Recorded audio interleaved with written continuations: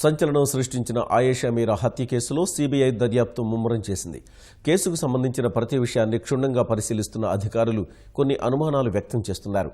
ఆయేషాను హత్య చేశాక సత్యంబాబు లేఖ రాశాడని అభియోగ పత్రంలో పేర్కొన్న పోలీసులు ఎఫ్ఐఆర్లో ప్రస్తావించకపోవడంపై దృష్టి సారించారు.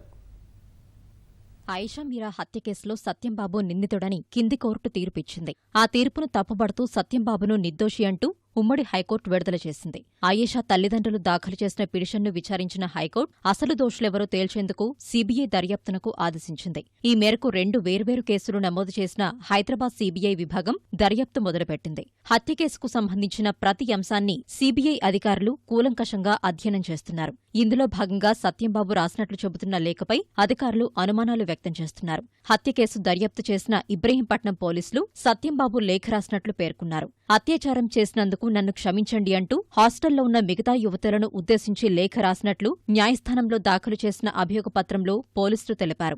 లేఖకు రెండో వైపు చిరుత, చరణ్తేజ, 143 అని రాయడంతో పాటు హృదయం చిహ్నం వేసినట్లు వివరించారు. ప్రస్తుతం కేసు దర్యాప్తు చేస్తున్న సీబీఐ అధికారులు ఆ లేఖపై సందేహాలు వెలుబుచ్చుతున్నారు. అత్యాచారం, హత్య చేసిన తర్వాత లేఖ రాసేంత ధైర్యం ఉంటుందా అని అనుమానిస్తున్నారు. అసలు లేఖ రాయాల్సిన అవసరం ఏముందని ప్రశ్న లేవనెత్తుతున్నారు.